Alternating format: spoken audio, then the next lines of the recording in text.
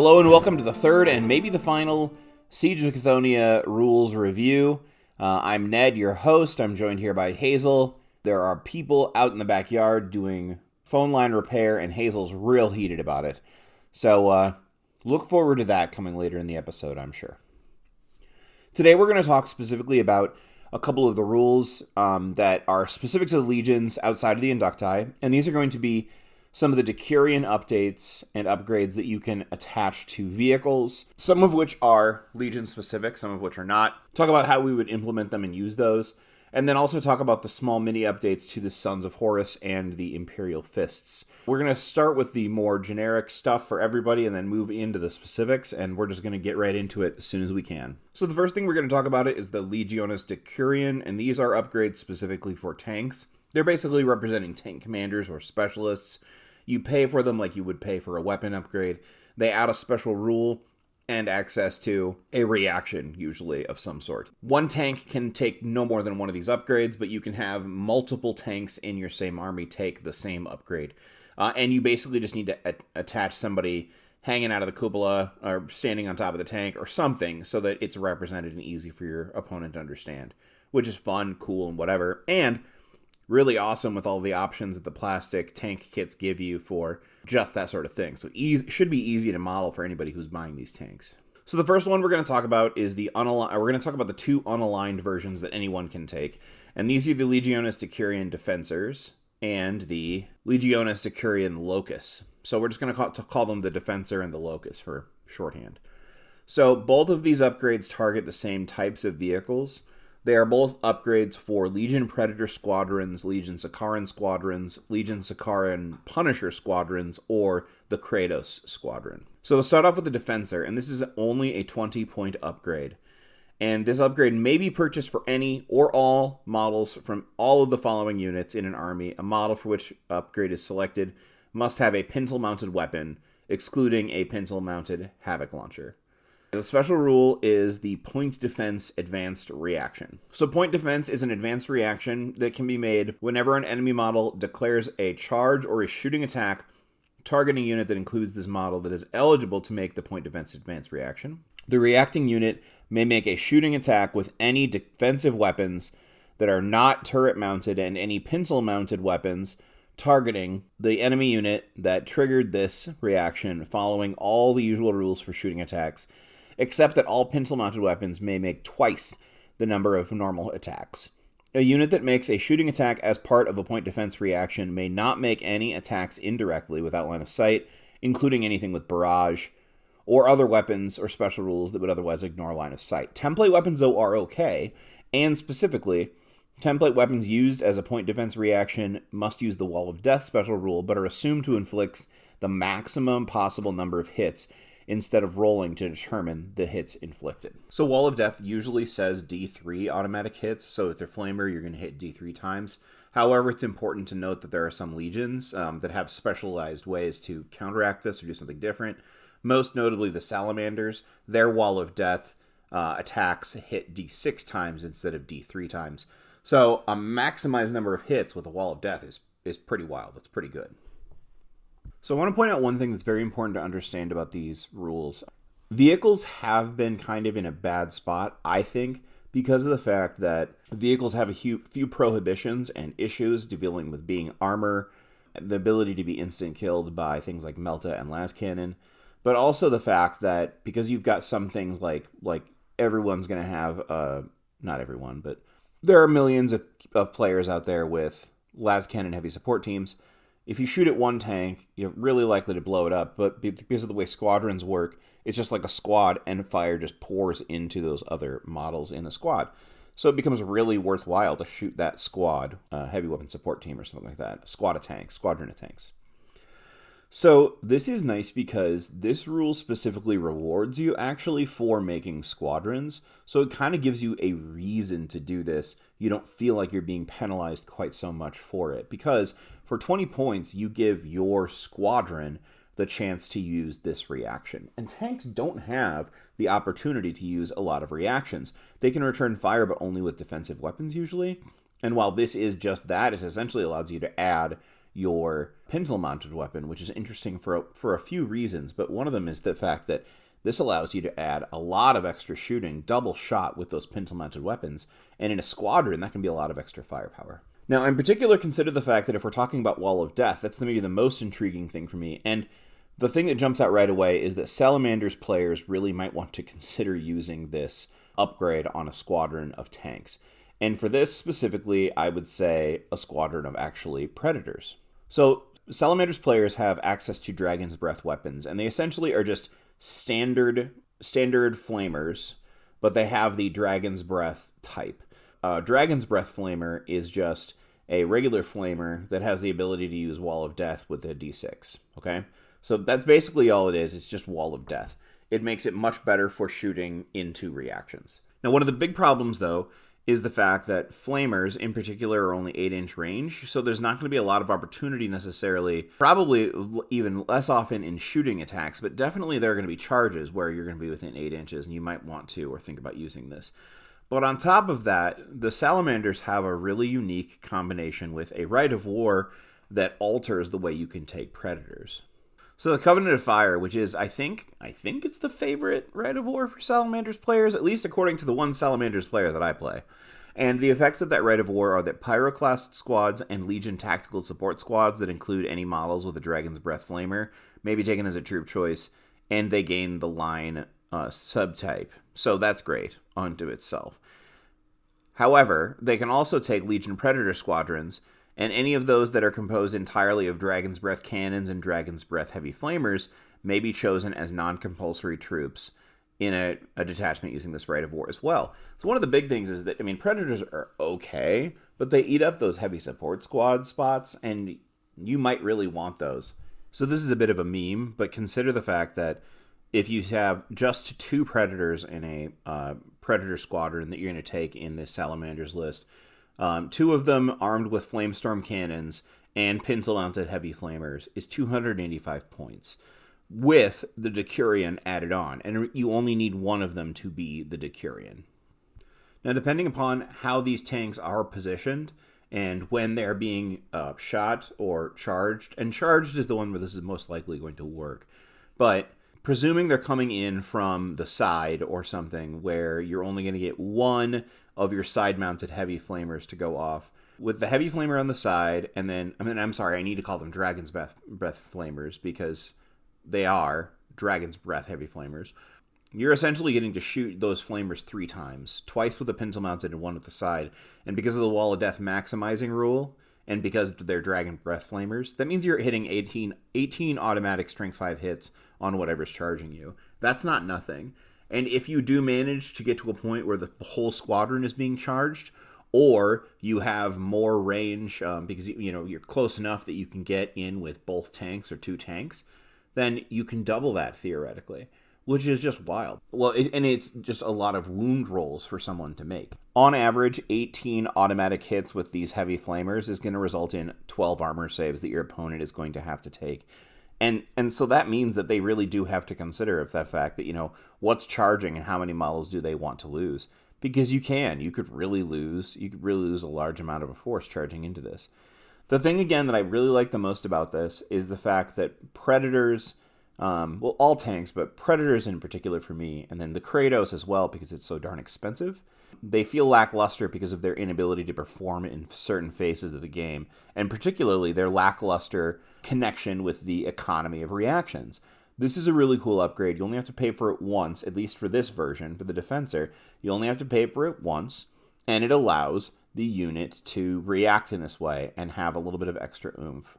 Also, let's be honest, if there's a chance to take tanks as troop choices, I think it would be a little silly to not consider it just because of how cool that is. But again, it allows tanks to be a little bit more effective. It encourages players to actually squadron tanks, which is something that you have almost no reason to do now anyway, unless you just are trying to fit in all of the tanks in the world and you don't have the slots in the Force org chart without it.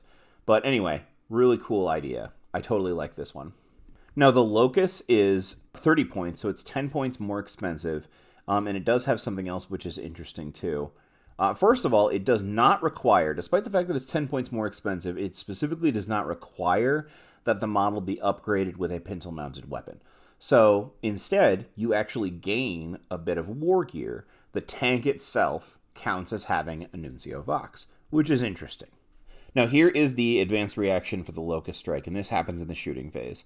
This advanced reaction may be made whenever any enemy unit makes a shooting attack targeting an eligible unit to make this reaction.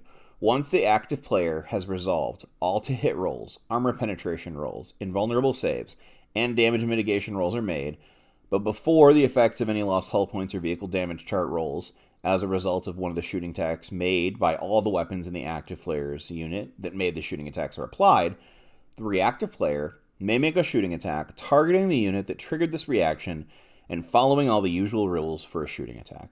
A model with the vehicle unit type attacking as part of this reaction, this is the part where it gets interesting, may make attacks with all of its defensive weapons and up to one battle weapon. However, if the controlling player chooses to attack with only one single battle weapon and no defensive weapons, then all of that model's attacks as part of the reaction gain a bonus of +1 to hit rolls. If you choose just one battle weapon, you get a +1 to hit. Template weapons, similarly to before, can be used here if the target is within 8 inches and must use the Wall of Death rule instead of being fired normally. So the same thing as before. This one very specifically, the last one I in particularly immediately thought, because of the shooting twice, because of the Wall of Death, I thought of Predator Squadrons. Now, if you were taking a Predator Squadron or a Sakaran or something, and you are not a Salamanders player, you still might put this on for something you thought was going to be charged, if or if you were trying to get a shooting reaction or whatever. But if you're just looking for shooting reaction, this is the better one. In particular, this makes me really happy for the Kratos, which is one of my favorite new models with this edition, but it's too expensive, in my opinion, and I talked about that back in episode 3 of the podcast or something. Maybe I'll link to that in the comments here. But the Kratos has point efficiency problems. It's really tough. It's got a lot of hit points. It can take a flare shield, but by the time you add all that on and then you think about adding on extra guns, you're looking at a 400+ point tank. This is still a point upgrade, so you are going to spend 30 points on it to add on to the Kratos. However, you are getting quite a lot of cost benefit for what you're trying to do. So first of all, one of the reasons why I find the Kratos really compelling or interesting for this one is the fact that the Locust Strike, part of it is that +1 to hit if you only choose a single battle weapon. And so normally, a battle weapon is anything that is above strength 6 in strength. Those are all considered battle weapons. The defensive weapons are 6 and lower. So your Volkite, your heavy bolters, those are all considered defensive weapons. The Kratos, in particular, you've got your main gun, which you got a couple of options, and then you have your front-mounted sort of swivel guns, and those are stock heavy bolters, can upgrade to las cannons or autocannons. And then on the side, you have heavy bolters that can either be upgraded into las cannons as well, or they can be upgraded to Volkite. So in my initial review of the tank, I pointed out that the upgrades get really expensive. And while a lot of other tanks only spend 10 points upgrading their standard side weapons, their sponson weapons, into las cannons, the Kratos spends 25 points. So it's a big investment. It's more than double what you do on a standard tank to get those 2 extra las cannons. So part of the reason why then also that it was a problem to do those upgrades and think about it is because you lose the ability to react in these places. The Kratos, though, has a couple of really awesome main guns, and in particular, it has a coaxial autocannon that goes along with those main guns. For those of you who aren't familiar with the coaxial rule, this says that you roll the autocannon, and if the autocannon hits once, then the main gun that's attached to it gets a +1 to hit. So you're already getting a +1 to hit as long as you can roll 1 hit on the autocannon. It doesn't have to damage anything, just needs to hit. So one of the biggest problems with this, and honestly one of the best things about the, again, heavy support squad from before, heavy support squads are terrifying because not only are they usually 10 dudes with las cannons, the heavy support squad can fire theoretically 4 times from the start of its own turn until the beginning of its next turn. You can fire once in your main turn. You could theoretically fire a reaction of Interceptor, because it's easy for the heavy support squad to get access to an Auspex so that they can get a free reaction there. They could return fire and shoot at something that shot at them, and then they can also overwatch. And that's perfectly legal for that one squad to react 3 times in one turn. And so they actually do 3 times as much offensive output in your opponent's turn as they do in your own turn, which that just sentence alone really helps me think and realize why, wow, that's such a big problem. But anyway, moving on.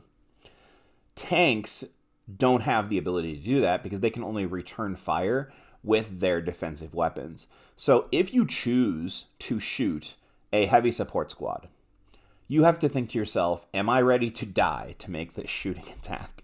Because there's a really good chance, and this happens quite frequently. It just happened in a game that I played with my friend. He targeted me with an attack with his, I don't remember what even tank it was, and I got a kill on his, before I even had a movement phase, I got a kill point because I blew up his tank and returned fire. The tanks in our game right now, even the big scary ones, the ones that you want to be scary like the Kratos, they can't return fire, and so they can't really be as terrifying or whatever. Now, one of my favorite theoretical loadouts for the Kratos is the all Volkite Kratos. And so you get the main gun that shoots 16 times. You can get front-mounted and side-mounted Volkite. And in particular, I liked this with the Iron Warriors because the Iron Warriors special rule that grants +1 strength when you're targeting dreadnoughts, vehicles, or fortifications. It allows those standard Volkites to go up to strength 7 or effective strength 8 for the main gun when they're targeting those specific things. However, they are still defensive weapons, except for the main gun, which is only strength 7. However, let's say your opponent has that last cannon squad, and they're like, well, I'm going to shoot at that Kratos. Well, now you have to ask yourself, if you're the opponent player, do I want to take 20-some odd Volkite shots in return right now for the chance to blow up this tank? And they're going to get to shoot at me again before we even impact damage and whatever else. You're still shooting at a armor value 14 vehicle with over 5 hull points. There's a good chance, if you're going to put this upgrade on there, you probably think about trying to prepare it or support it even more with a flare shield. And suddenly this is a really scary tank to shoot at. It does get up there in points, but it's really fun. And I'll be honest, on my Kratos that I built for my Iron Hands, I already put the guy on top anyway, just because I thought it was a cool looking thing. So I guess if I ever get that thing on the table again, there goes the Decurion Locus. The point is, the ability to return fire, and once again, it's the same thing. Now, I don't know that you would ever really actually squadron up Kratos. You're talking an 800-point 2-tank squadron, but if you wanted to, okay, you could buy this upgrade once, and then, fire back, and it'd be really, really funny and really, really devastating. I really like this idea. Now, interestingly enough, I actually also like the Decurion Locus if you were going to go for a Sakharan Punisher squadron for kind of the same thing. The Punisher rotary cannon that comes on the Sakharan Punishers is an 18-shot strength 6 AP4 pinning shell shock 1 weapon. And it's already kind of impressive. And to think about 18 shots, you're pretty likely to cause at least the test. And then the ability to shoot back again if someone tries to shoot at it. Now, the one thing that's maybe less impressive here is that when you're thinking about what is going to try to shoot at a Punisher or a Sakharan, the Strength 6 may not be effective against most of those things outside of, excluding heavy support squads, which admittedly are a huge problem. But against other tanks, it may not be that effective an upgrade. You probably could still plink some. You could try to take a couple of chip wounds off of Dreadnought or whatever else. Definitely wouldn't be getting the pinning or whatever, but still, it's a lot of bullets thrown down range. However, I do think it's interesting that now we have options that make us think, do I actually want to take these tanks and do I want to squadron them? Again, I would say my favorite thing about this is the ability to make the Kratos more fun, because again, I love the model, but it really hurts to put on the table for how many points it is and how easy it is to have it removed in the same way that, anything else is. We're kind of missing Armored Ceramite this edition, although that was kind of a silly upgrade. It was kind of funny to think about the fact that you had that choice about whether or not you wanted to pay additional points to make it so that melt-a-lance or slash abilities don't work, but regardless. I rate both of these pretty handsomely, and I really like what they can do. Now, in this book, there are also 2 specific Decurion upgrades that are Legion-specific, and they both definitely have, I mean, they've got unique rules and flavors that I actually, well, especially the Sons of Horus one, I really like. But I really hope this doesn't mean we're going to get 2 of these upgrades like this for every Legion from now until, I don't know what. I do not want to wait 8 books to get rules for every Legion on this, but we'll see. It would be really nice to see tank upgrades for all the Legions, but man, I hope this isn't the way it happens. But regardless, let's get into it. So the Sons of Horus Decurion Lanius is a specific upgrade for the Sons of Horus. It is 40 points. And it can be purchased for any one model with the Ineptus Astartes Sons of Horus special rule that has not been upgraded with a pintle-mounted weapon of any kind and is part of the following units, and it's the same for Predators, Sakarans, Sakaran Punisher, or Kratos. However, instead of a reaction, we just get a special rule, and the Decurion Lanius says that all friendly models with the Ineptus Astartes Sons of Horus special rule that are within 12 inches of any model with this special rule are considered to have a leadership characteristic of 9, unless it would be higher, when making morale or pinning tests in the shooting phase only. If a friendly unit with Sons of Horus special rule is within 12 inches and line of sight of this model and they fail a morale check due to pinning or shooting, that unit suffers D3 wounds against which no saves of any kind may be taken, but damage mitigation rolls may be made as normal, and the morale check is considered to have been passed. So, I love this. Especially when you take a look at the inducti rules that are in the later half of this book for the Sons of Horus. Let's say you are going to take use of those squads, and as I had suggested before in my previous video, make a list that has that idea of fielding a fair number of these inducti. So you've got quite a few squads relative to average leadership. They're on foot, or they're close by. You need them to take up the front line. It's totally in character for the Sons of Horus to bolster their leadership by the presence of these veterans that they desperately want to impress, while also, threatening impending death if they run and shame themselves. I really, really like it. Now, on top of that, you also get a specific weapon upgrade. So the 40 points is for the pintle-mounted Banestrike bolt cannon, and then also the special rule. Banestrike Bolt Cannon is okay. 24-inch range, strength 4, AP 4, heavy 4, and breaching 6+. So, I mean, it's going to be on a weapon chassis where you're hitting on a ballistic skill of 4, so it's a 3+ to hit in standard situations. Heavy 4, strength 6, breaching 6+. You're going to cause some wounds, and you might cause a couple saves. It's a little bit of anti-infantry. Nothing special at all against any armor whatsoever. But, it's there, and it's a part of the rule. Is it worth the 40 points? It's a pretty big upgrade, but when you consider the fact that it has a 12-inch bubble, which provides this leadership boost, you can put this tank in the middle of a formation. And really, this tank, this Decurion would, I could see it going on a Sakaran or a Kratos, really, if you wanted to put it that way.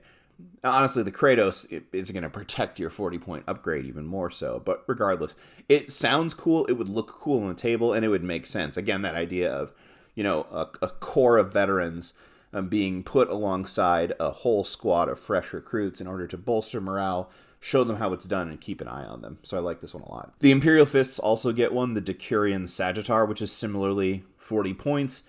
And it also is the same thing. It covers the same squads and whatever else. Now, this special rule gets the Decurion Sagittar special rule. Again, not a reaction, just a special rule. And it says that when a model with this special rule makes a shooting attack, one defensive weapon or pintle-mounted weapon may make attacks targeting a different target to the other weapon the model attacks with.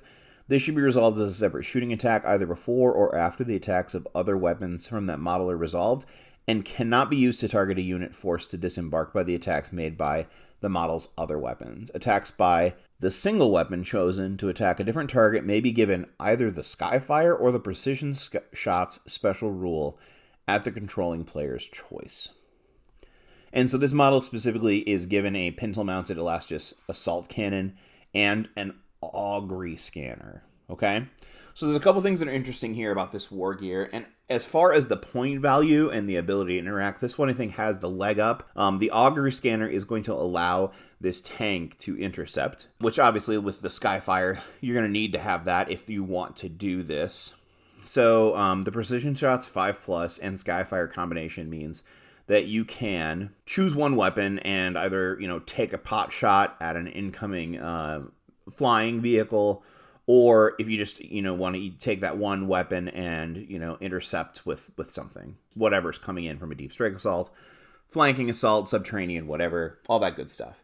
Now, 40 points for the augury scanner and the upgrading an Elastus bolt cannon. Keep in mind, this is an Imperial Fists, and because it's a bolt cannon, an assault cannon, it counts as a bolt weapon, and so it's going to get a +1 to hit, so you're hitting on better than average ballistic skill. So all of that's pretty good. The interesting thing here, though, is it's important to note you can't use this because the pintle-mounted weapon comes as part of the cost. You're not going to be able to, as some people pointed out, like some people at first I saw were like, oh, can you use a multi-melta and try to get precision shots with a multi-melta to snipe a character? No, because this already takes that pintle-mounted weapon slot. Also, notably, you can't use this to like blow up a vehicle and then try to take a couple of hot shots at whatever piles out if it is a transport or something, but still. It's pretty useful, and there are definitely some opportunities to do certain things. The biggest thing with Skyfire, the Skyfire thing is interesting. However, it only allows you to use defensive weapons or the pintle-mounted weapon itself, so nothing that has too ridiculously high strength. Vehicles being what they are, flyers being what they are, and the armor that they have, you're not like guaranteed to cause a lot of hull points or take something down, but you can take a couple shots of something. Perhaps the precision shots is more interesting if you maybe get like a defensive weapon like a Volkite Culverin and you like try to throw some shots into a throw a lot of dice at a squad, and then a couple of them can target like a sergeant or an apothecary or someone carrying an augury scanner, a Nuncio Vox or whatever. This one's definitely fun as well. I feel like I like the Sons of Horus one better because it feels a little bit more fluffy to me, and it actually like its inclusion in a list sort of makes sense, solving a crunchy problem with supporting a lot of infantry, but it also really would help you style your list towards a certain thing, which I like. In some other lists, and I was talking to a friend of mine, Sean, who runs Bug Eaters, and by the way, I was supposed to interview him for Bug Eaters, and we never did that. I hope it was great. Anyway, he and I had been talking about the fact that the Dark Emissary HQ is an HQ that you can take for the Sons of Horus that could help those inducti with higher with higher leadership, and then also at weapon skill 5 can trigger their special abilities. But this allows you to take it on like a heavy support choice instead, so you're not taxed with that HQ slot if you don't have that available, or let's say you're like running an allied detachment or something, and you can't have an HQ that doesn't provide a right of war, something like that.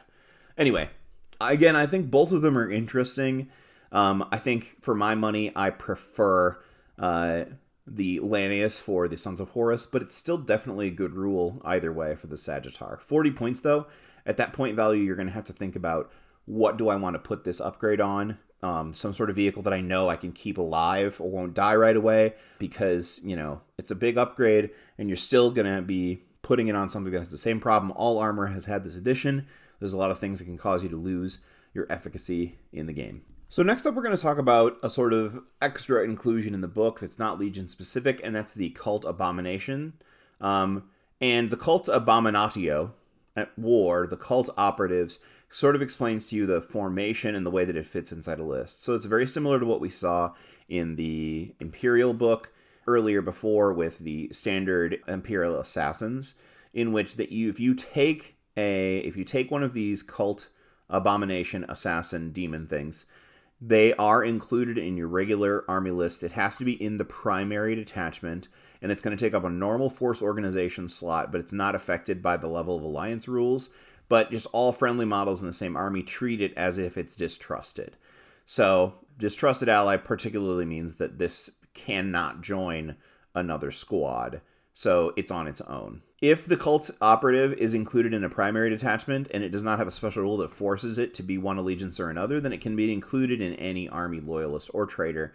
For the one that was included in this book, the Infernus Abomination, it specifically does have traitor. So that's something to ignore for now, but interesting that they're maybe considering future-proofing it. I'm not sure where that's going to go, but it is interesting.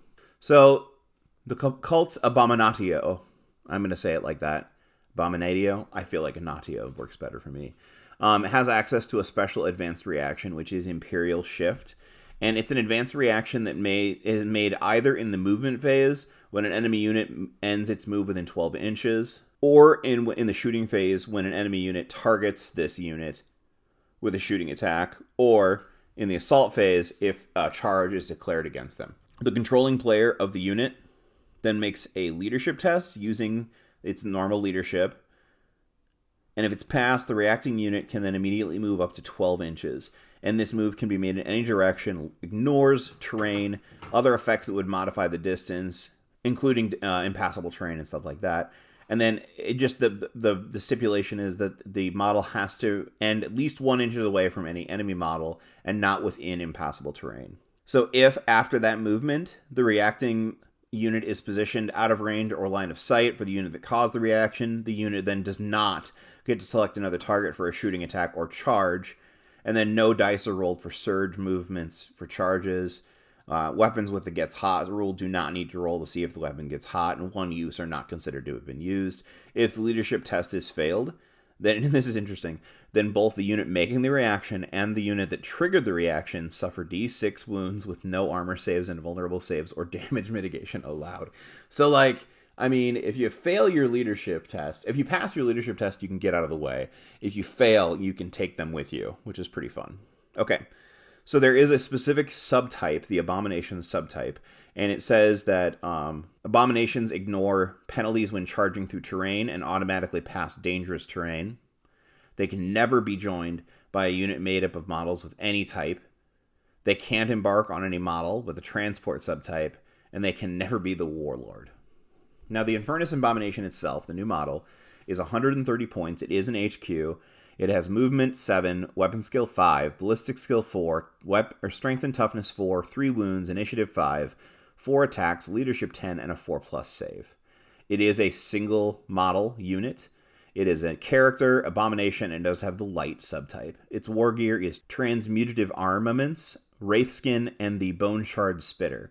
It has a number of special rules, including Infiltrate, Scout, Fear 2, Adamantium Will 3+, Osmetic Regeneration, and then Traitor, as I said before. So the Osmetic Regeneration rule says that, essentially, if the Abomination has not been removed as a casualty, the controller rolls a d6 for every unsaved wound on the model, and every time you get a 5+, they regain a wound. So it's like a better Feel No Pain. You can't get higher wounds than you had before, but you can get up to full. The Bone Shard Spitter is a 6-inch range, strength 1, assault 2d6 fleshbane gun, which is pretty cool. And then it also has transmutative armaments, and this is its melee attack. The transmutative armaments predictably have 3 different ways that you can strike. There's the Hammer Blade, the Spine Lash, and the Talon Rakes. The Hammer Blade is strength 8, AP 2, melee, murderous strike 6+, brutal 2, and two-handed. Most importantly here, it is not unwieldy, so you're striking at initiative 5 with this, which is pretty cool. Spine Lash is strength 5, AP 4, melee, reach 2, so you're striking at above your initiative by 2, breaching 2+, and two-handed. And then Talon Rakes, which is strength 4, AP 5, melee, shred, rending 6+, rampage 2, specialist weapon. It's important to note here that for Talon Rakes and for Rampage 2, you're always going to be outnumbered because you're a unit of 1. So you're always going to be able to be triggering that Rampage 2 for 2 extra attacks.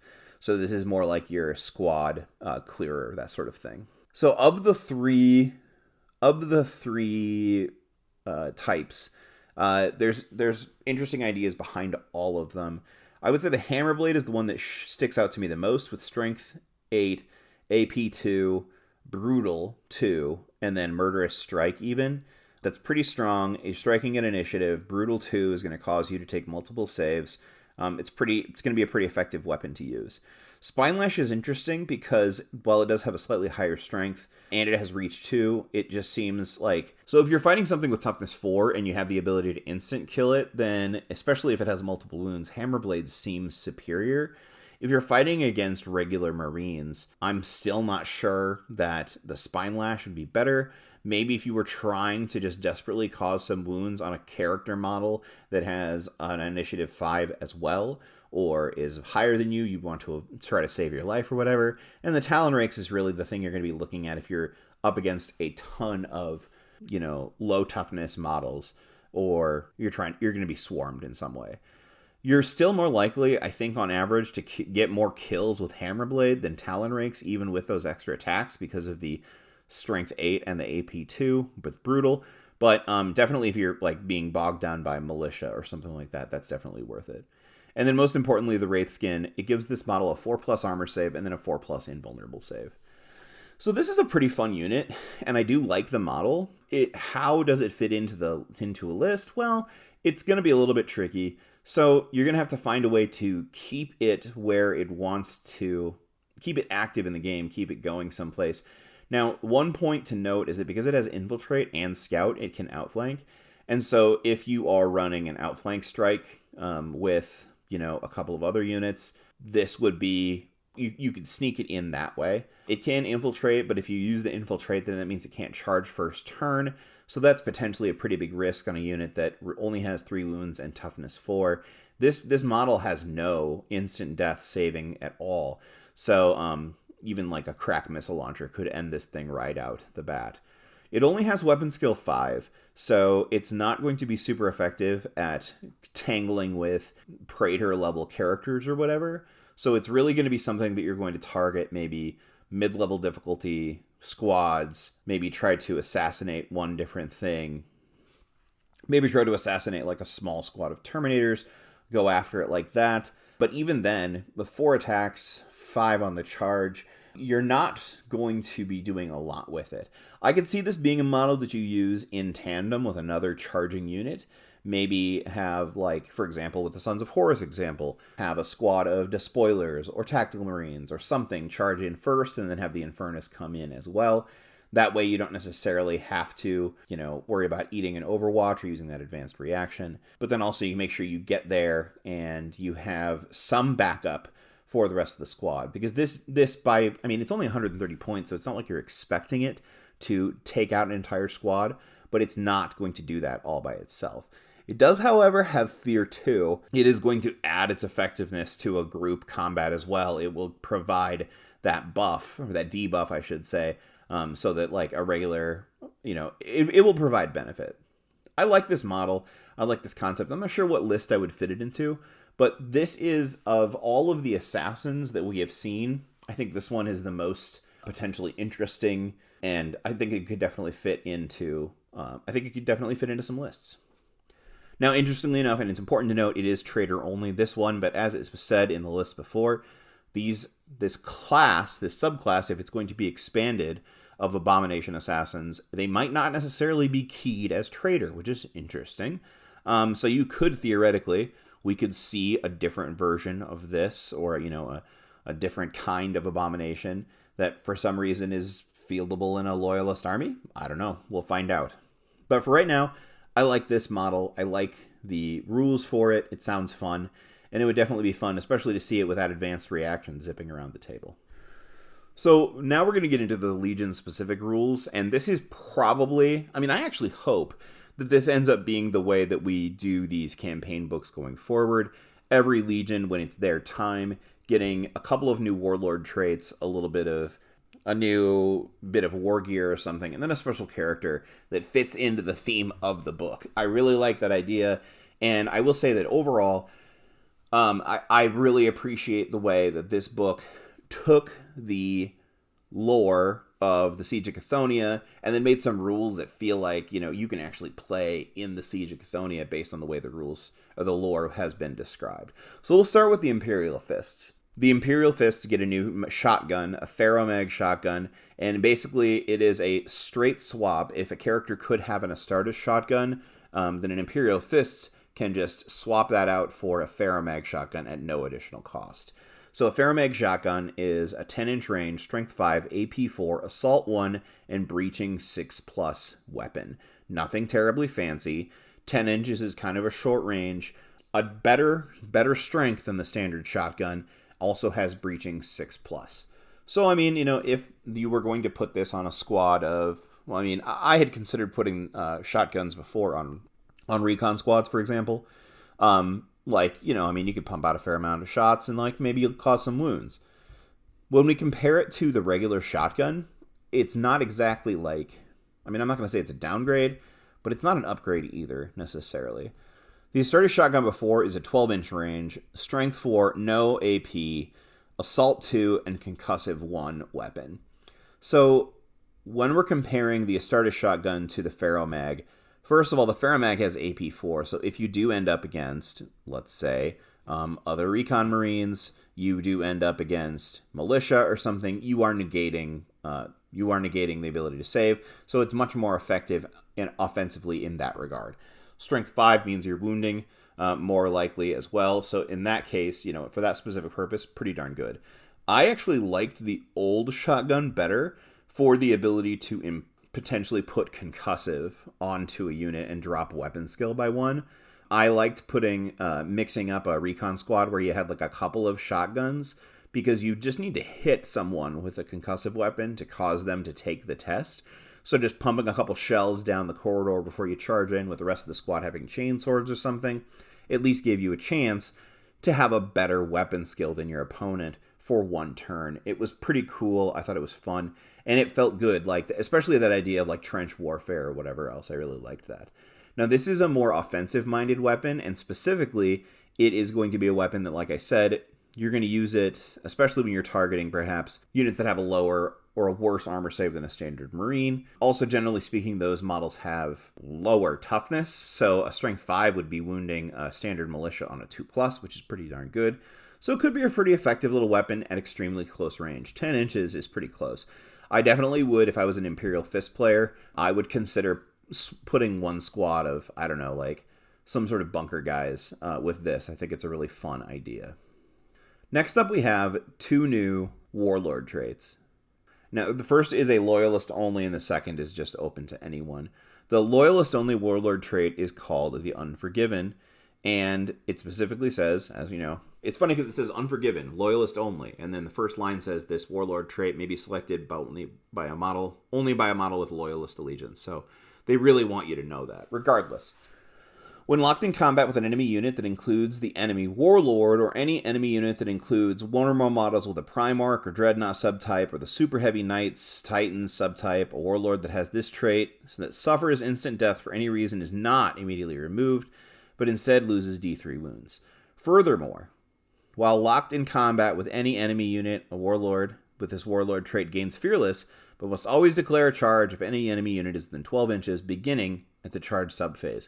If more than one enemy unit is within 12 inches from charge for the Warlord and his unit, the must be declared targeting the closest enemy unit. An army with this Warlord trait does not gain bonus reactions from this Warlord trait. Okay, so this one is really, it's fun, but it's wild. It's really interesting that you don't gain an extra reaction. That's pretty nuts. Now, you're essentially, in some situations, you are granting yourself, it's not Eternal Warrior, because it's the D3 wounds thing. It's more like the thing that you get from Adamantic Reactor, where you, just take extra wounds instead of something else. However, with that being said, it's pretty likely, at least from the games that I play, it happens all the time that the Warlords end up fighting each other. It just seems to be the way the game goes. Now, there are a couple of extra stipulations here, and the required to charge, having to charge to the closest model, rather than being able to choose of the two, then that is pretty funny. Now, if they're equally distant to each other, then the Imperial Fist player can choose. I mean, which you would expect that, but regardless, it's not necessarily, it's not overpowered. It's very fun. What I think is really interesting, though, is imagine, you're the Imperial Fist player, and your opponent has their small Death Star coming towards you, but then they position, a despoiler squad, 1 inch closer, and they wait for you, and they're like, all right, it's your turn. Now you just get to watch with smugness as they, instead of making a 4-inch or 5-inch charge to your Death Star, they have to make the 4-inch charge to the other one. Now, this doesn't necessarily say that you can't make a disordered charge or a multi-charge or anything like that, but it is pretty funny how very crippling this could be. The benefit is only for your Warlord as far as the wounds, but you do gain Fearless, so that's pretty great. But still, it's pretty funny. Now, the other one, Bound to Glory, the controlling player of a Warlord with this trait may select a single variant of the Legionis Astartes X special rule other than the Legionis Imperial at the start of the battle.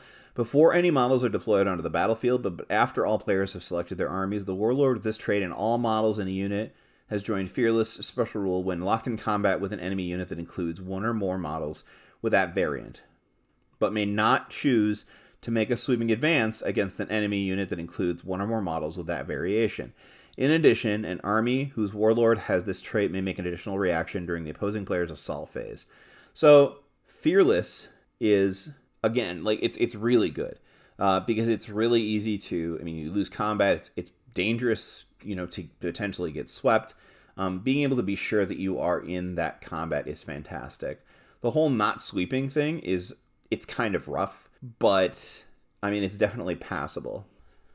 Now, I don't know, there are the Imperial Fist already had some pretty great Warlord traits, including, Solar Defender with +1 weapon skill in certain situations, being immune to pinning. They have some great rules. So it's not like they were needing a serious buff in this regard. And so both of these Warlord traits being kind of mid-tier is fine with me. I think they're still pretty fun, and they're definitely flavorful. And I could see using both in different situations. But most of these to me feel like character choices. It's almost like choosing a background for a D&D character, where it's like saying, this Warlord trait is going to give me an idea of a specific idea that my character has, or a way that they feel about things. And that's great, because, hopefully campaign books, will continue to do stuff like this. Make a story come out of the rules that you can then put onto the table. So I rate both of these really high as far as lore and fluff possibility, and they're definitely useful in a lot of different ways without necessarily being overpowered. So that's great. Now, we do have the special new character, the Evander Garius, Lord Castellan, fantastic model, and will definitely be converted into a million different things by the time you see LVO or Adepticon. It's just a cool model. So he is, of course, an HQ choice, and pretty standard stat line you would expect to see from a Praetor equivalent. He's in Cataphracti, so movement 6, weapon skill 6, ballistic skill 5, strength 4, toughness 5. He's a tall boy. So 4 wounds, initiative 5, attacks 4, leadership 10, and a 2+ save. Side note, I hope we don't see more of this toughness 5 stuff creeping into. A lot of the game seems to be built around strength 8 versus toughness 4. So if we just start throwing toughness 5 on characters, the Imperial Fists already have Sigismund. What the heck? Anyway, back to business. So it is a unit composition of 1 model. Unit type is heavy character and unique. The war gear is the Subjugator, the Incineratus, and the Tyrant's Regalia. Special rules, he's got a heap of them. Imperial Fists, of course, Master of the Legion, independent character, relentless, stubborn, adamantium will 3+, bulky 2, the Unfavored Son, loyalist, and warlord trait is the Butcher of Larison. So if they are the warlord, then Evander Garius, at the start of any player turn, the opposing player has scored more victory points than Lord Castellan of Varius, and all models in a unit he has joined gain Rage 2. Furthermore, when the opposing player scores victory points by causing a unit from the same detachment as Garius to be entirely removed as casualties, Lord Castellan Garius' controlling player may choose to roll a d6. If the final result of that roll is a 6, then the number of victory points scored is reduced by 1 to a minimum of 0. The result of the d6 roll is increased by +1 if the opposing player currently has more victory points than Garius' controlling player. In addition, you can get an additional reaction during your opponent's assault phase if he's on the board. Okay, so this is what I'm talking about though. So this book and this warlord trait, I mean, look at some of the flavor here. So this guy's full name. He's Lord Castellan Evander Garius, captain of the 456th Company of the Imperial Fists, the Butcher of Larison, the Tyrant of Cthonia. So, like, this is supposed to be the air quote good guy. There's a lot of not so good things about this lad. And, you know, it's really part of that flavor. That idea of, like, we are going to fight a bloody war. We are going to duke it out. And this idea of rage 2 if we're losing, and then reducing victory points for killing my soldiers. I love it. I absolutely love the flavor. Sounds a little bit more Iron Warriors to me, but, you know, sorry, that's my Iron Warriors bias coming in. Whatever. Okay, so as to war gear and rules, he has the Subjugator, which is a relic power gauntlet. It is Strength 8, AP 1, Melee, Unwieldy, Brutal 2, Reaping Blow 1. So Brutal 2 on a Power Fist, pretty cool. So it's essentially like, is that basically the same stat line as a Thunderhammer? It kind of is, isn't it? Reaping Blow, though, is especially interesting. So additional attacks in certain situations. The Incineratus is a Volkite Charger, special Volkite Charger. It counts as Volkite weapons for rules that affect those such things. Range 15 inches, Strength 5, AP 5, Assault 5, Deflagrate, and Radphage. So potentially can lower toughness of your opponent if you cause a wound. And then finally, he's got the Tyrant's Regalia, a 2+ armor save, and a 4+ invulnerable save. In addition, because of course there needs to be an addition, 5+ feel no pain against wounds suffered in the fight phase. Now here's the other thing. Here's the one that's extra special. The Unfavored Son. Lord Castellan Garius may never be selected as part of a detachment that also includes Rogaldorn.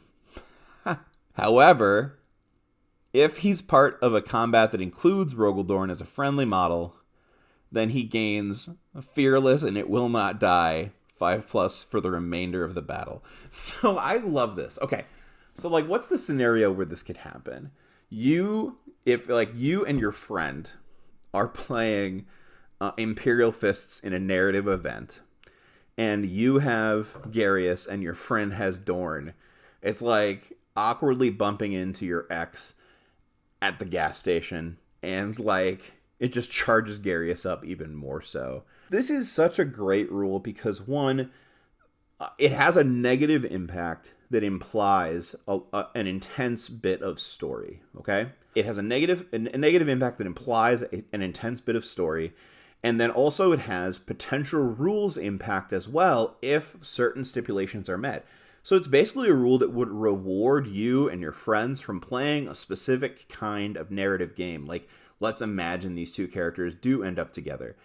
I love that idea. You know, this is rules writing that encourages us as players and like anyone who's like running a campaign or doing like a big event to find a way to make this connect and happen for a specific fun reason. And think about the character implications of such things. I love it. I love this character. I kind of wish he wasn't toughness 5. I don't see anything in the rules here, and maybe I need to reread the lore at the start of the book, but I don't understand why he would need to be. Back to it though. I mean, I love this. I love this quite a bit. It's a great model. And the rules are fun, and they're very fluff aligned. He's definitely strong. He's definitely useful, and he has a warlord trait that would work well. It does fit with the dour nature, I think, of the Imperial Fist, etc. I like it. Overall, I have to say that I really appreciate the Imperial Fist's rules in this book. I really like the fact that they make sense with what the Imperial Fists are going to want to do and to try to do. Their narrative, and they fit that character a bit. And I think most importantly, because the Imperial Fist had a couple things in this book overall that before this, they had rules that everyone was talking about as extremely powerful, and they are still extremely powerful. But I think this rule book gives them things that are more narrative focused than necessarily game changing through their rules impact, which is honestly what I hope we see more of moving forward. And then finally, we have the Sons of Horus rules, and they are just the same. New war gear options, 2 warlord traits, 1 traitor specific, 1 generic, and then a special character. And again, I like this format, and I hope this. I just would really appreciate it if it continued like this. So the Sons of Horus get new Carsoran power weapons. Any Legionis Astartes Sons of Horus character, model, whatever, with a power weapon can exchange their power weapon for one of these at no additional costs. And these weapons are counted as power weapons for rules that affect such things. Now, what's interestingly to me about this is that I think what this would mean is essentially that if you had a chaplain, you could take one of these as your special chaplain weapon, which is awesome. So a Carsoran Power Axe is a strength user AP3 melee breaching 5+ specialist weapon. And I think this is the exact stats of the special axe that the Justarin use. But then there's a new one, a Carsoran Power Tabar, +1 strength, AP3, melee, breaching 4+, and two-handed. So breaching 4+, that's pretty good. 50% chance to go down to AP2, striking at initiative. Pretty cool. I like this one. And also, most importantly, at no additional cost. One of my biggest gripes about running the Night Lords is that their cool chain weapons are just really expensive, and like it's expensive to put them on like sergeants and whatever because they're even more expensive than your standard power weapon by more than I think they probably should be. This is just like, do you want the specific Sons of Horus flavor? Here it is. Have at it. Okay, so the 2 warlord traits. The first one is True Son, and I really like this rule because it gets at something and a concept that for me, I first really started to notice in the Siege of Terra books. I can't remember if it might even be the first one. It might be Solar War, where Abaddon is basically just walking around the Vengeful Spirit and like everything is dripping and there's like chittering and monsters in the corners. And it's like Abaddon has a moment where he's like, man, this kind of sucks. This kind of sucks. And he's basically just noting that like, when this all started, they were the pinnacle warriors. They were very proud of their specific brand of honor and concept and camaraderie and, you know, blah, blah, blah. We're the warriors. We do it ourselves. Power for ourselves. And then now, like, there's all these extra forces running around. It almost feels like cheating. And so this is a rule to represent, you know, a similarly minded Sons of Horus character. So this warlord trait has, it is traitor only, but on top of that, there's additional stipulation that it cannot be selected by a warlord who has the corrupted unit subtype or is a demon. So maybe that's a tease towards the fact maybe we're going to get actual just demon templates or demon prince templates later on for this, but it's not allowable to do that at this point, which is cool. So the warlord with this trait gains a bonus of +1 to its leadership when taking morale checks and pinning tests, and all models from the same detachment that can see the warlord gain it as well when taking morale or pinning tests. And it's important to note that models that are locked in hand-to-hand combat cannot draw line of sight to units not locked in the same combat. So it's not effective in that situation. Furthermore, a warlord with this trait may reroll any failed armor saves or invulnerable saves made against wounds inflicted with a psychic weapon or psychic powers, which is crazy. I mean, psychic weapons and psychic powers aren't terribly common at this point, but it's still a really cool ability and really fluffy. In addition, an army who has this warlord gets that additional reaction in the assault phase. I love this warlord trait. First of all, a buff of +1 to leadership is excellent, and it's not necessarily that great. Interestingly, for the leader itself, right, especially if it's a praetor, it's not going to be that effective, but it is a bonus. So, like, let's say you have a negative impact from, like, night fighting or some other rule that's infecting, you know, this would help counteract or fix some of that, which is pretty cool. That sort of manipulation, especially considering it only counts on drawing line of sight, means that there's lots of ways that you can make this work until this warlord gets into close combat. Also, like I said, the re-rolling failed armor saves or invulnerable saves is not, like, super common, and more particularly as a traitor only thing. A lot of the fluff, like, since the Edict of Nicaea, it's kind of like, it should be considered kind of rare to have a librarian. So you're probably not going to see a lot of psychic weapons unless that changes in the rules coming up soon. But for the moment, I love the idea of it, just like, you know, further denying that concept. We are the true sons. We disregard such things. We, you know, I mean, it might have been cooler to see, like, maybe it was like a reroll saves or have an adamantium will or something. But regardless, it's a cool ability, and I really do like it. Okay, the next one is generic and can be taken by a loyalist Sons of Horus player as well, and it's also pretty good. When a warlord of this trait is engaged in a challenge with a model that has a weapon skill that is equal to or greater than the warlord, then the controlling player of the warlord gets +1 strength and attacks for the duration of that challenge. Furthermore, if the warlord of this trait causes an enemy model with weapon skill equal to or greater than the weapon skill of the warlord to be removed as a casualty, you get an additional... during a challenge, you get an additional victory point in addition to any gained from other rules or objectives. Also, you get an additional reaction in the movement phase, which is absolutely excellent. Okay, I love this one as well. So, one of the changes that I really do appreciate in this edition is the fact that challenges are different in that if you enter into a challenge and you absolutely massacre your opponent, the extra wounds you would have caused count for combat resolution, but do not kill your opponent's models. So this was in particular, and this is like the make Sigismund playable again category, but like Sigismund in particular, I always remember seeing him walk up, enter a challenge, kill the schmuck that he was up against, and then kill half the squad as well from the safety of the challenge, which was dumb because he didn't need it because he was the only 200-point model in the game that had an Eternal Warrior, but whatever.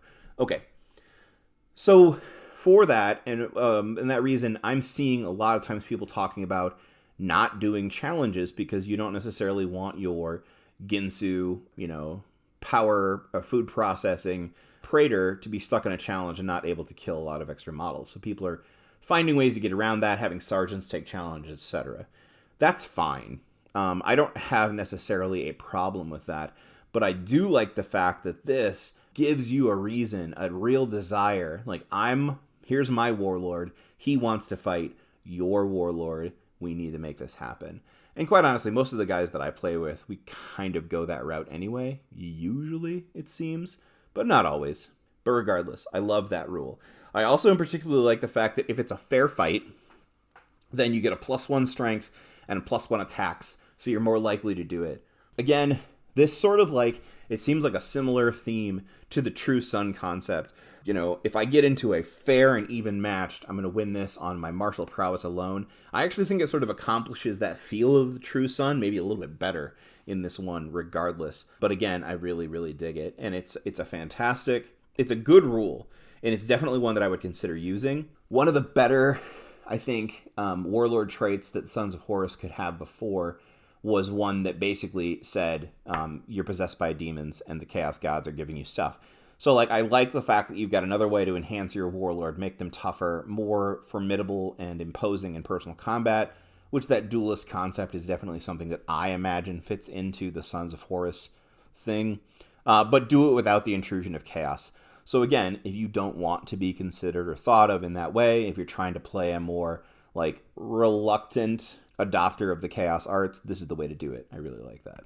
Now, another fantastic model for Varen Ashuradon. I'm going to say Ashuradon. Yeah, Ashuradon. Okay. He is the cadre captain of the Sons of Horus, the first Reaver and the master of the True Sun. So again, really fitting this concept, this warlord traits, these ideas together. So you can take that True Sun's concept, or that warlord trait, and, you are imagining you are one of Varen Ashuradon's lieutenants fighting at the Siege of Cthonia or whatever. It's cool. Okay. Weapon skill, movement and weapon skill 7, ballistic skill 5, so better weapon skill, which is good and important. Strength 4, toughness 4, weapon skill 3, initiative 5, 4 attacks, 10 leadership, and a 2+ save. 1, the unit is just him. He has the character and unique type. He's got a bunch of warlord stuff that you would expect, like crack and frag grenades. He also has melt bombs. He has a close combat weapon, which is that cool little knife he's got. The Panoply of the Void, the Axe Serpentis, the Bane Strike Fusillade. And special rules, he has the ones you would expect for a Praetor character, including, of course, the Legionis Astartes Sons of Horus, Master of the Legion, independent character, Relentless. He has Battle Hardened 1, okay? So, Toughness 5 or Battle Hardened 1, whatever. We want these characters to be tough in this book, I guess. Precision Strike 6, Precision Shot 6, just like the Reavers that he's based on. The first Reaver, it's in the name, it's also a rule. He has the Traitor tag, and Warlord, Blood and Honor. The Warlord trait is Blood and Honor, and if they are chosen as the Warlord, they automatically get Blood or Honor. When a wound is allocated to a Shuridan by his controlling player, but not if the wound is allocated to him by the attacking player due to precision shots or strikes or sniper or whatever, while there are still other models in the same unit that the wound could be allocated to, then all failed invulnerable saves for him may be rerolled. Let me say that again. If you choose to take a wound on this guy, and there are other characters or models in that unit, I should say, that could take it, then when he makes his save, you can reroll your invulnerable saves. Furthermore, while he is part of a unit that includes a majority of models without the character subtype, then all models in the unit gain Stubborn as long as he is part of the unit. I love this Warlord trait so much. There's so much character coming out of this. So not only is this character the kind who is willing to take the hard hit instead of pushing it off onto a lackey, he is incentivized to be in character in units that don't have the majority type character. So he is not want to be in a command Death Star sort of squad sort of thing. We're granting Stubborn to everybody so long as the number of characters don't outnumber the regular infantry. I love it. In addition, we get a movement phase bonus reaction, which is amazing, which is really cool. It can mean extra mobility or extra reactions for Interceptor. Fantastic. Okay. So as far as his war gear, he has the Axe Serpentis, which counts as a power weapon for rules that affect such weapons. Strength is User, AP 2, Melee, Sudden Strike 1, and Murderous Strike. So Sudden Strike is, on that first round of combat, a +1 initiative, so he's striking even faster. With a Murderous Strike, it's already AP 2, but again, it's like, sort of a soft Paragon Blade. We're swapping out the +1 strength in exchange for, Sudden Strike. In addition, it is not a specialist weapon, so you're getting additional attacks for it, which doesn't actually matter, but I'll tell you why in a second. Okay. Banestrike Fusillade. The Banestrike Fusillade is a single weapon with the following profile, and it counts as a bolt weapon for rules that affect such weapons. It is range 10, strength 5, AP 4, pistol 4, and breaching 6+. All right, little full auto pistol. I love it. But what's interesting to me about this is that in his war gear, he has this pistol, he has his axe, and he also has an additional close combat weapon. So it might just be because the model looks cool that way, but it doesn't affect his ability to gain an additional attack, as far as I understand it, because the Banestrike Fusillade is a weapon as well that is a pistol, so he already should get it for having a close combat weapon and a pistol. Someone correct me or tell me what I'm wrong about. Okay, next, the Panoply of the Void. He has a 2+ armor save and a 4+ invulnerable, as you would expect from a Praetor. But in addition, any attacks made by enemy models as part of a shooting attack that target a Shuridan or a unit he's joined, as long as that unit is composed of no more than 6 models after Shuridan has joined it, count the range to a Shuridan or his unit is 3 inches farther away than the actual range between the two units. This special rule does not affect determining whether or not they are hit by blast markers and the like. Okay, so we've got mini shroud bombs on our armor as long as we've got a small squad. So I love this. We've got a rule that says we want to put this guy in a squad without very many characters, and we also have a rule that encourages us to take small squads in general for that additional defensive boost. Now, 3 inches means a lot. 3 inches matters quite a bit in determining a number of things, including like rapid fire, targeting for different things, night fighting concepts. You can play with this a little bit. It's a pretty cool little rule, and I really, really dig it. Finally, the first Reaver, and this is that a single Reaver attack squad may be selected as part of the same choice as a Shuridan, and it's basically a retinue squad. It doesn't use a before sword chart. They must be deployed with him, and he can't leave them during play. In addition, the squad gains line, and so that's pretty awesome. So if you were going to play in the Black Reaving and the Reavers were already going to get line, this won't do much for you. But if you did choose to do so, then you could just gain an additional scoring choice with probably a small Reaver squad, which is pretty neat. Again, I love this unit. It's pretty awesome. The character that comes out of Blood and Honor and, It's a really cool model. Weapon skill 7, he's going to be pretty gross to fight against. He's got that high weapon skill, which means, I mean, ironically, he hits Lorgar on a 3+. Not that he would, because he's a traitor also, but, I'm just pointing that out. It's a good model. It's fun rules. It's definitely flavorful, and again, I totally approve. All told, now that we've gone through and looked at all of the crunch, essentially from this, we haven't necessarily looked at the campaign or the Zone Mortalis rules, and I'm not sure if we're going to or not. Depends on if that's something that you all really want to hear me talk about. I would be interested in going over those, but I'm not going to spend the time on it if we'd rather move on to something else.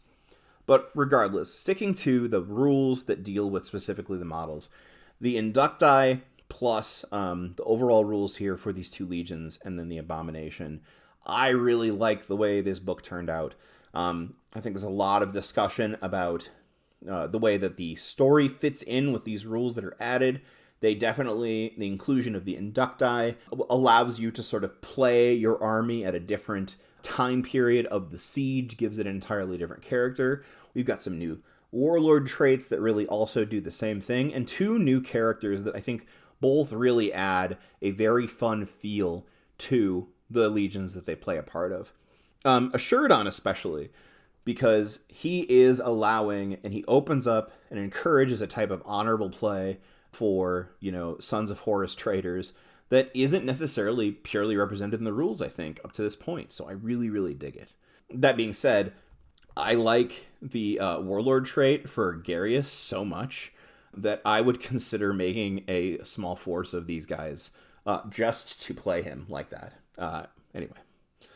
So with all that being done, we're now done with this, and hopefully we'll talk to you soon about new exciting things. Thank you so much for listening. If you enjoyed what you heard, please consider subscribing, sharing the video, and come back here for more. Thanks a lot.